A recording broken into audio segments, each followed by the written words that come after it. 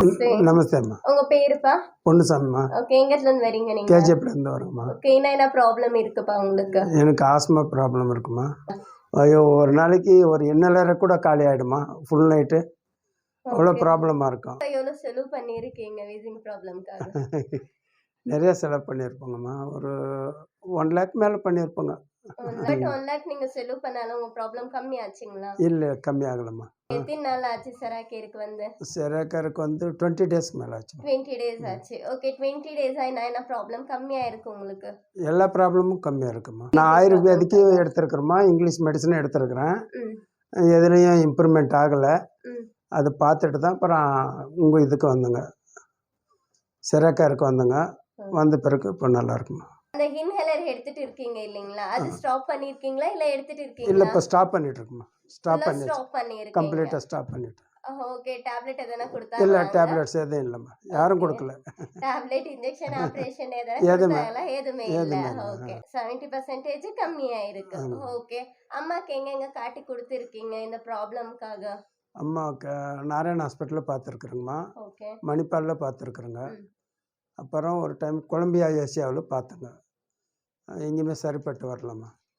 அந்த ப்ராப்ளம் எல்லாம் கம்மி ஆச்சுங்களா? இல்லை, கம்மி ஆகலம்மா. கம்மி ஆகல. ஓகே. இந்த டிஸ்க் பல்ஜா எவ்வளோ மாசம் ஆயிட்டு இருக்கு அம்மாக்கு? இது ஒரு 3 மந்த்துக்கு மேலே ஆச்சு. 3 மந்த்ஸுக்கு மேலே இருக்கு. டாக்டர் கிட்ட காட்டும் போது என்ன சொன்னாங்கப்பா? டாக்டர் கிட்ட காட்டும்போது ஆப்ரேஷன் பண்ணணும். ஓகே. நாராயண ஹாஸ்பிட்டல் பெங்களூரில் ஒரு 5 lakhs rupeesக்கு மேலே ஆகும்னு சொன்னார். சரி, இது ஏஜ் ஃபேக்டர், சக்ஸஸ் ஆனாலும் ஆகும், ஆகாமல் கூட போனாலும் போகும் என்ற கண்டிஷனில் சொன்னார். அதனால தான் நாங்கள் அது பயந்துட்டு அங்கே போகல.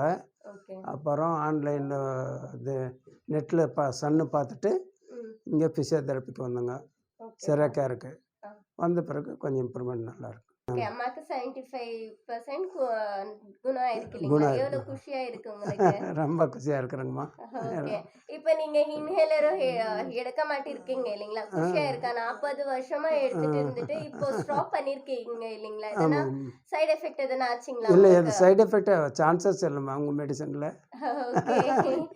ஓகேப்பா. இங்க செராக்கேர்ல ஃப்ரீயா ட்ரீட்மெண்ட் கொடுக்குறோம் இல்லைங்களா? என்னத்துக்காக பை பண்ணீங்க நீங்க? பை வந்து நமக்கு வீட்டில் டெய்லி அங்கே வர முடியாது, நம்ம வீட்டிலே செய்துக்கலாம். நம்ம மாதிரி யாராவது கஷ்டமானவங்க வந்தால் கூட நம்ம ஹெல்ப் பண்ணாக்கா அது ஹெல்ப்பாக இருக்கும். ஏன்னா நம்ம நிறைய கஷ்டப்பட்டுருக்கோங்க இல்லையா, அந்த கஷ்டம் என்னான்னு நம்மளுக்கு தெரியும். அந்த கஷ்டம் வேறு யாருக்கும் வந்தால் கூட கொஞ்சம் ஹெல்ப் பண்ணலான்ட்டு. ஓகே. இன்னொருக்காக ஹெல்ப் பண்ணலாம், நெக்ஸ்ட் ஃபேமிலி மெம்பர்ஸ்க்காக பை பண்ணியிருக்கீங்க.